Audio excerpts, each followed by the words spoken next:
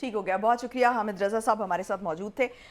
رانا صاحب اب تو ڈیسائیڈ ہو گیا کہ یہ جو ہے سنی اتحاد کونسل کے ساتھ جو ہے وہ پی ٹی آئی بیٹھ رہی ہے، لیکن ایم ڈبلیو ایم بھی ان کے ساتھ کانفرنس میں موجود تھی. اس پر آپ کیا کہیں گے؟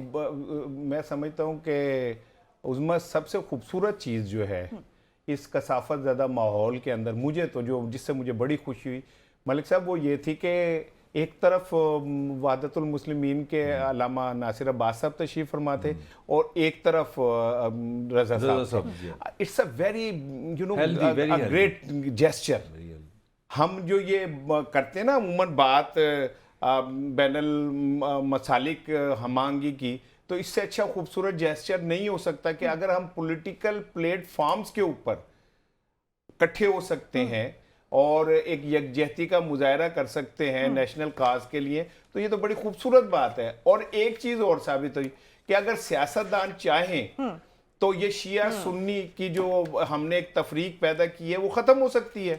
اگر ہم اپنے اس طے کر لیں کہ ہم یہ دو بازو ہیں اور اس ملک کے دو حصہ ایک جسم ہے، تو میں سمجھتا ہوں کہ سیاستدانوں تھوڑی سی ایفرٹ کریں. لیکن بدقسمتی سے ہمارے سیاستدان اپنے مقاصد کے لیے ہمیشہ شیعہ سنی کو آپس میں ایک دوسرے کے سامنے کھڑے کرتے رہیں.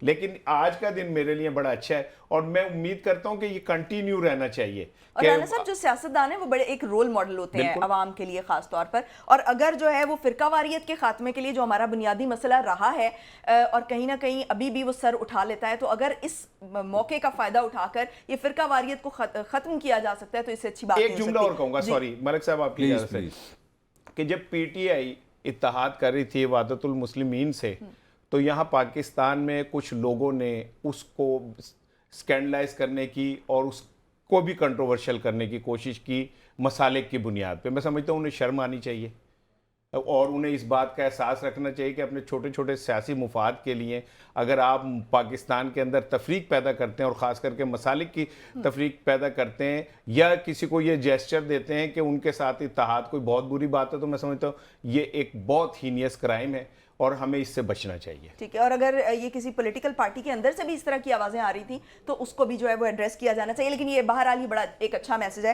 ملک صاحب آپ کیسے دیکھتے ہیں اس ایک اتحاد کو خاص طور پر، اور جب وہ کہہ رہے ہیں کہ یہ سمجھ رہے ہیں کہ 120 سیٹیں ان کے پاس ہیں، تقریباً ان کے پاس آ جائیں گی، لیکن اس کے علاوہ جو ریگنگ ہوئی ہے جن حلقوں میں، تو وہ اگر ان کے پاس آئیں گی تو پھر اس کے بعد یہ حکومت بنا سکتے ہیں؟ میرے لیے کافی اس میں وشفل تھنکنگ ہے. وہ ہر بندے کی خواہش ہے، وہ اپنی خواہش مجھے اس میں زیادہ نظر آ رہی ہے، لاجک کم نظر آ رہا ہے. مگر میں آپ کو ایک بات کہتا ہوں، پارٹیز وہ کہتے ہیں ابھی شروع ہوئی ہے. وہ ہمارے ایک جو اکبر ایس بابر صاحب ہے نا، وہ ایک بڑا مزیدار ایلیمنٹ ہے. میں کہ وہ جاتے جاتے میں ان سے سوال کرنا چاہ رہا تھا، میں نے کہا چلیں ہم نہیں کرتے. اب انہوں نے جو بیان دیے وہ سن لیں. وہ فرما رہے ہیں کہ یہ جو سنی اتحاد کونسل کے ساتھ تحریک کا ہوا ہے جو اتحاد ہے، یہ ایک سیاسی اتحاد ہے.